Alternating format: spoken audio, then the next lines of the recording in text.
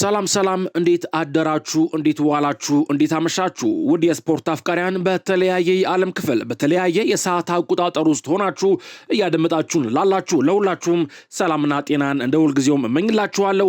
ዛሬም እንደ ቀድሞሉ በርካታ ስፖርታዊ መረጃዎች እጄ ላይ ይገኛሉ።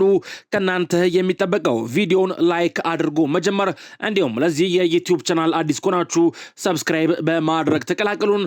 ቀጥታ ወደ ስፖርታዊ መረጃዎች ስንሻገር በአጫጭር የስፖርት መረጃዎች እንጀምራለን። ህመም ስላለብኝ ያማልን ለመደገፍ ወደ አሜሪካ አላቀናም ብሏል። የላሚን ያማል ወላጅ አባት ሙኒር ናዝራዊ በድንገት የሚጥል ህመም እንደገጠመው ተናግሯል። የሚጥል በሽታ ስላለብኝ ረጅም በረራ ማድረግ አልችልም፣ በየቀኑ መድኃኒት ወስዳለሁ ሲል ተናግሯል። አክሎም ደስታና ጭንቀት ተዳምሮ ህመሙ ሊገጥመኝ ይችላል። ከመጓዝ በፊት በአካባቢ ያሉ ሰዎችን ማሰብ አለብኝ ብሏል። ችግር መፍጠር ስለማልፈልግ እዚህ ሆኜ መመልከት ይሻለኛል። ወደ አሜሪካ ልጄን ለመደገፍ ስል አልጓዝም በህመም ምክንያት ሲል የላሚን ያማል አባት ሙኒር ናዝራዊ ተናግሯል ሲል መረጃውን ማንዳው ዲፖርቲቮ ዘግቦታል። በአሰልጣኝነት መቀጠል እፈልጋለሁ። ቶማስ ቱሄል የእንግሊዝ ብሔራዊ ቡድን ዋና አሰልጣኝ ቶማስ ቱሄል በቡድኑ አሰልጣኝነት መቀጠል እንደሚፈልግ ገልጿል። የ2 ዓመት ኮንትራት ያለው ቶማስ ቱሄል በቡድኑ መቀጠል እፈልጋለሁ ያለ ሲሆን የተሻለ ነገር የመስራት እቅድ አለኝ ብሏል። አሰልጣኙ በ2028 የአውሮፓ ዋንጫ ውድድር እንግሊዝን የመምራት ፍላጎት እንዳለው ተገልጿል። በሌላ በኩል አሰልጣኝ ቶማስ ቱሄል የእንግሊዝ እግር ኳስ ማህበር ሙሉ ድጋፍ እንዳለው ተነግሯል። የእግር ኳስ ማህበሩ ኃላፊ ማርክ ቤሊንጋም ቶማስ ቱሄል በኃላፊነት እንደሚቀጥል በማህበራዊ ትስስር ገጹ አሳውቋል ሲል ይህን መረጃ ስካይ ስፖርት ዘግቦታል። ላሊጋ የዓለም ዋንጫውን ተቆጣጥሮታል። ዣቪየር ቴባስ የስፔን ላሊጋው ፕሬዝዳንት ዣቪየር ቴባስ በዓለም ዋንጫው የላሊጋ ተጫዋቾች ጎልተው መውጣታቸውን ገልጸዋል። የስፔን ላሊጋ የዓለም ዋንጫውን ተቆጣጥሮታል ሲሉ ዣቪየር ቴባስ ተናግረዋል። አያይዞም በዓለም ዋንጫ ፍጻሜ ከሚካፈሉ 52 ተጫዋቾች 24 ያህሉ የላሊጋ ተጫዋቾች ናቸው ሲሉ ተደምጠዋል። የአርጀንቲና ፕሬዝዳንት ተጫዋቾቹን ተቹ። ቤተሰቦች ይህንን መረጃ ሚረር ስፖርት ዘግቦታል። የአርጀንቲናው ፕሬዝዳንት ዣቪየር ሚሌ የሀገሪቱን ብሔራዊ ቡድን ተጫዋቾች ድርጊት ተችተዋል። የአርጀንቲና ተጫዋቾች እንግሊዝን ካሸነፉ በኋላ ፖለቲካዊ ይዘት ያለው አርማ አስመልክተው ነበር ተብሏል። ተጫዋቾቹ ያነሱት የፖለቲካ ጉዳይም በዲፕሎማሲ ጥበብ እንጂ በተራ ጽሑፍ የሚመለስ ምንም ጥያቄ የለም ሲሉ ትችት አዘል ጽሑፍ ይዘው ፎቶ ተነስተው ነበር ተብሏል። ይሄ እግር ኳስ ብቻ ነው ያሉት ፕሬዝዳንቱም ጉዳዩን አታወሳስቡ፣ ተጫዋቾቹ የዲፕሎማሲ አካል አይደሉም ብለዋል።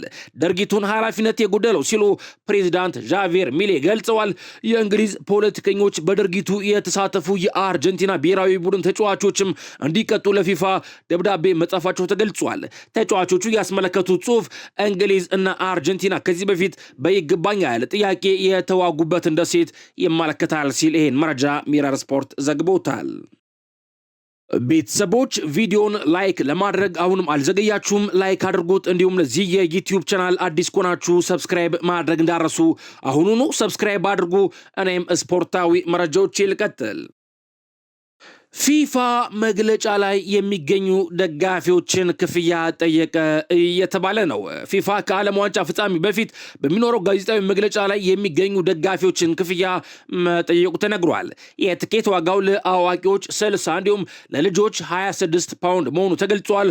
በተጨማሪም ከሪዮ ፈርዲናንድ ጋር ፎቶ ለመነሳት 126 ፓውንድ እንደተጠየቀ ዴይሊ ሜል ይህን መረጃ ዘግቦታል። ሪዮ ፈርዲናንድ በፊፋ የዓለም ዋንጫውን ምድብ ድልድል እንዲመራ ቀጥሮ እንደነበር ይታወሳል ሲል መረጃውን ዴይሊ ሜል ይፋ አድርጎታል። በሌላ መረጃ አዲሱ የቼልሲ ዋና አሰልጣኝ ዣቪ አሎንሶ ለ5 የቼልሲ ተጫዋቾች በዚህ ክረምት የዝውውር ገበያ ክለቡን መልቀቅ እንደሚችሉ አሳውቋል ተብሏል።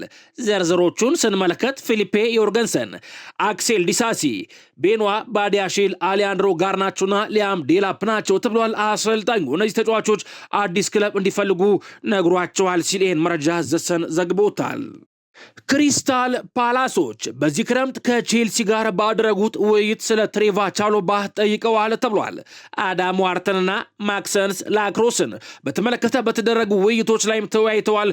ቼልሲ ለቻሎባ ወደ 35 ሚሊዮን ፓውንድ የሚጠጋ ገንዘብ የፈለገ ሲሆን ኢንተርና ኮሞም ፍላጎት አላቸው ሲል ይህንን መረጃ ሜን ስፖርት ዘግቦታል።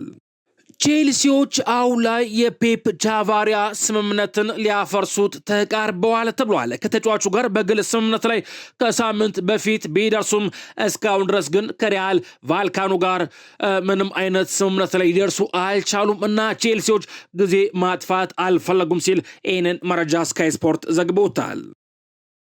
በሌላ መረጃ ስፖዝ ላይ ውሉን ለማራዘም ተስማምቷል ተብሏል። የሊቨርፑል የመሃል ሜዳ ተሰላፊ ዶሚኒክ ስፖዝ ላይ ውሉን ሊያራዝም መሆኑ ተገልጿል። አሁን ላይ በሁለቱም ወገኖች በኩል በጋራ ለመቀጠል ስምምነት ላይ መድረሳቸውን ለክለቡ ቅርብ የሆኑ ምንጮችም አረጋግጠዋል። ሃንጋራዊው አማካይ ዶሚኒክ ስፖዝ ላይ በሊቨርፑል ቤት የረጅም ጊዜ ኮንትራት እንደሚፈርም ተነግሯል። ዶሚኒክ ስፖዝ ላይ የሊቨርፑል ያለፈው ዓመት ምርጥ ተጫዋች በመባል መመረጡ አይዘነጋም ሲል ይህንን መረጃ ስካይ ስፖርት ዘግቧል። ሜን ስፖርትም አንድ መረጃ ይፋ አድርጓል። ዶሚኒክ ስፖዝ ላይ በሊቨርፑል አዲስ የ5 ዓመቱ ለመፈረም ተስማምቷል። ውሉም እስከ ሰኔ 2031 ድረስ የሚቆይ ነው። በቃል ደረጃም ስምምነት ላይ ደርሰዋል። የመጨረሻ ዝርዝሮችም ከፊርማውና ከይፋዊ መግለጫው በፊት እየተስተካከሉ ነው። ስፖዝ ላይም በአንዶኒ ኢራኦላ ስር ለሚካሄደው አዲስ የሊቨርፑል ፕሮጀክትም ሙሉ በሙሉ ቁርጠኛ ነው ሲል ይህንን መረጃ ሜን ስፖርት ይፋ አድርጎታል። በሌላ መረጃ ማቴዎ ኮቫቺች ከማንቸስተር ሲቲ የቀድሞ ውድድር ዘመን ዝግጅት ስብስብ ተቀንሷል ተብሏል።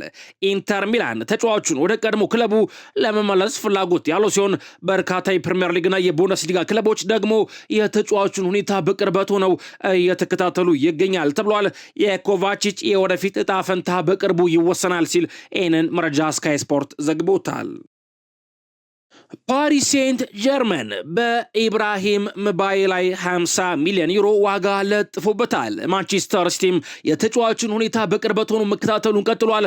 ፒኤስጂ ተጫዋቹን ለመሸጥ ፈቃደኛ ቢሆንም ነገር ግን የጠየቀው 50 ሚሊዮን ዩሮ ከቀረበለት ብቻ እንደሆነ አሳውቋል ሲል መረጃ ሌኪፕ ዘግቦታል። ቶተናሞች ሳቪኒዮን ከማንቸስተር ሲቲ ለማስፈረም የሚያደርጉትን ጥረት እያጠናከሩ ነው። እሱ ቀጣዩ የቶተናም ስፐር ዋና ኢላማ ነው ሲል ይህንን መረጃ ሜን ስፖርት ዘግቦታል። በዓለም ዋንጫው በጣም ብዙ የአንድ ለአንድ ግንኙነቶችን ያሸነፉ ተጫዋቾች በደረጃ በማለት ቤተሰቦች 90 ሚኒት አንድ መረጃ ይፋ አድርጓል። ምስሉ ላይ እንደምትመለከቱትም 10ኛ ላይ ዳን ነዶዬ ከስዊዘርላንድ ብሔራዊ ቡድን መቀመጥ ችሏል። 37 የአንድ ለአንድ ፍልሚያዎችን ማሸነፍ ችሏል ተብሏል። እንዲሁም አሌክስ ፍሪማን ከዩናይትድ ስቴትስ በተመሳሳይ 37 የአንድ ለአንድ ግንኙነቶችን አሸንፈዋል ተብሏል። 8ኛ ላይ ላሚን ያማል ከስፔን ብሔራዊ ቡድን መቀመጥ ችሏል። 38 የአንድ ለአንድ ግንኙነቶችን በማሸነፍ 7ኛ ላይ ሮድሪ ከስፔን 41 የአንድ ለአንድ ግንኙነቶችን አሸንፈዋል ተብሏል። 6ኛ ላይ አሽራፍ ሀኪሚ ከሞሮኮ ብሔራዊ ቡድን 42፣ ሚኬል ኦሊሴ ከፈረንሳይ ብሔራዊ ቡድን በተመሳሳይ 42 የአንድ ለአንድ ግንኙነቶችን አሸንፈዋል ተብሏል። 4ኛ ላይ ጁድ ቤሊንጋም ከእንግሊዝ ብሔራዊ ቡድን መቀመጥ ችሏል። 44 የአንድ ለአንድ ግንኙነቶችን በማሸነፍ 3ኛ ላይ ደግሞ ዮዋን ጆሴ ካኬረስ ከፓራጓይ ብሔራዊ ቡድን 45 የአንድ ለአንድ ግንኙነቶችን በማሸነፍ 2ኛ ላይ የ8 ጊዜ የባላንዶር አሸናፊው ሊዮኔል አንድሬስ ሜሲ መቀመጥ ችሏል። 52 የአንድ ለአንድ ግንኙነቶችን አሸንፈዋል ተብሏል። ቤተሰቦች በዓለም ዋንጫው እስካሁን ድረስ በጣም ብዙ ጊዜ የአንድ ለአንድ ፍልሚያዎችን ካሸነፉ ተጫዋቾች መካከል በቀዳሚነት አንደኛ ላይ መቀመጥ የቻለው አዲሱ የማንቸስተር ሲቲ ፈራሚ እንግሊዛዊው ኤሊዮት አንደርሰን ሲሆን 55 የአንድ ለአንድ ግንኙነቶችን አሸንፈዋል ሲል መረጃ 90 ሚኒት ይፋ አድርጎታል። በሌላ መረጃ ማርከስ ራሽፎርድ ጥያቄዎችን ውድቅ አድርጓል ተብሏል። እንግሊዛዊ የመስመር አጥቂ ማርከስ ራሽፎርድ በዚህ ክረምት ከአንዳንድ ክለቦች የቀረቡለትን ጥያቄዎች ውድቅ ማድረጉ ተገልጿል። ለተጫዋቹ የቀረቡለት ጥያቄዎች የተወሰኑት በአሁኑ ሰዓት በማንቸስተር ዩናይትድ ቤት ካለው ኮንትራት የተሻለ ጥቅም የሚያስገኙለት እንደነበሩ ተሰምቷል። ማርከስ ራሽፎርድ አሁንም በቀጣይ ዕጣ ፈንታው ዙሪያ ውሳኔ አላሳለፈም ሲል ይህንን መረጃ ሚረር ስፖርት ዘግቦታል። ማርከስ ራሽፎርድ በማንቸስተር ዩናይትድ ቤት ባለው ኮንትራት ላይ የተቀመጠው የ40 ሚሊዮን ፓውንድ የውል ማፍረሻ ጊዜው መጠናቀቁ ተገልጿል። በዚህም ምክንያት ከዚህ በኋላ ራሽፎርድን ለማዘዋወር የሚፈልግ ክለብ ከዩናይትድ ሰዎች ጋር መደራደር ይጠበቅበታል ሲል ይህንን መረጃ ሚረር ስፖርት ዘግቦታል። ከማንቸስተር ዩናይትድ ጋር በተያያዘ ዩናይትድ ስታንድ ከሰዓታት በፊት እውቁን ዘጋቢ ቤን ጃኮብስን ዋቢ በማድረግ ወቅታዊ የዝውውር መረጃዎችን አጋርቷል። የካማቪንጋ ጉዳይ ትንሽ የተወሳሰበ ነው፣ ተጫዋቹ ፍላጎቱ በማድሪድ መቆየት ነው ብሏል። የባሌባ ዝውውር ላይ ደግሞ ብቸኛው ችግር ብራይተን የጠየቀው ሂሳብ ብቻ ነው። ተጫዋቹ አሁንም ዩናይትድን መቀላቀል ይፈልጋል። የኮኔ ጉዳይ ደግሞ እንደሚታወቀው ነው። ማንቸስተር ዩናይትድ ስለሱ ጠይቋል። ተጫዋቹ ለዝውውሩ ፈቃደኛ ሊሆን ይችላል። ሆኖም አሁንም በዚህ ላይ ነገሮች የተረጋገጡበት ሁኔታ ምንም ነገር የለም። በርንማውዞች ደግሞ ለስኮት ዝውውር 80 ሚሊዮን ፓውንድ ይፈልጋሉ። ይሄም ለዝውውሩ እንቅፋት ነው። ተጫዋቹ በክለቡ አዲስ ውል የማይፈርም ከሆነ ነገሮች ሊፈጣጠኑ ይችላሉ። ዩናይትድ አሁንም ራሽፎርድ ደሞዙን እንዲቀንስ ይፈልጋል። ማንቸስተር ዩናይትዶች አሁንም ሉዊስ ሃልን ይፈልጉታል። ኒውካስትል ደግሞ ከዝውውሩ 45 ሚሊዮን ፓውንድ ይፈልጋል። ማይክል ካሪክ ዶርጉን እንደ ክንፍ በማጫወት ሉዊስ ሃልን በግራ መስመር ተመላላሽነትም መጠቀም ይፈልጋል ተብሏል።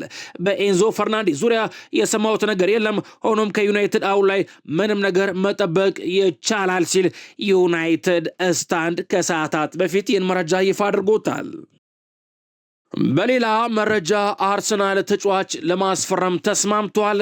ዊጎ ሲል ይህንን መረጃ ፋብሪዞ ሮማኖ ዘግቦታል። የሰሜን ለንደኑ ክለብ አርሰናል ክሪስቶስ ቶሊስን ለማስፈረም ከክለብ ብሩጅ ጋር ከስምምነት ደርሰዋል። አርሰናል የግራ ክንፍ ተጫዋቹን በ40 ሚሊዮን ዩሮ ለማስፈረም ከስምምነት መድረሱን ይህን መረጃ ፋብሪዞ ሮማኖ ዊጎ ብሎታል። ግሪካዊው ተጫዋች ክሪስቶስ ቶሊስ አርሰናልን ለመቀላቀል ቅድሚያ መስጠቱን ይህን መረጃ ፋብሪዞ ሮማኖ ይፋ አድርጎታል። ይህ ስምምነት አርሰናል ሞርጋን ሮጀርስን ከአስቶን ቪላ ለማስፈረም ከሚያደርገው ጥረት የተለየ መሆኑ ተነግሯል። ክሪስቶስ ቶሊስ ወደ ቱርክ ያመራውን ሊያንድሮ ትሮሳርድን ቦታ እንደሚተካ ታውቋል ሲል መረጃውን ፋብሪዞ ሮማኖ ዊጎ ብሎታል።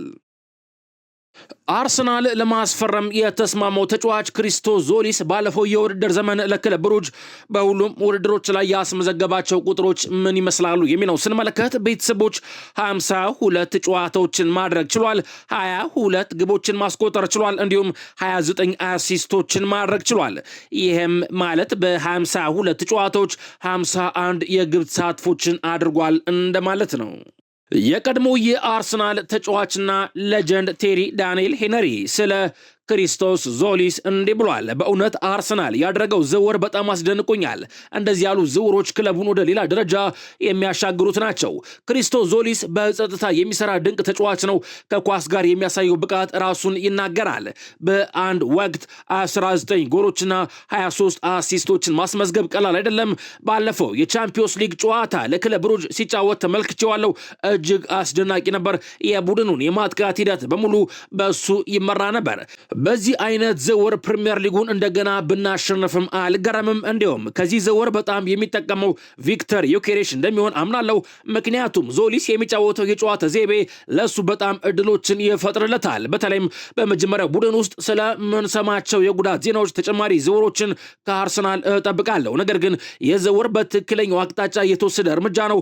ምክንያቱም ትሮሳርድን በወጣት ተጫዋች በመተካት ሁኔታውን አርሰናሎች ለማስተካከል መሞከራቸው እጅግ በጣም ድንቅ ነው ሲል የቀድሞ የአርሰናል ተጫዋችና ሌጀንድ ቴሪ ዳንኤል ሄነሪ ተደምጧል።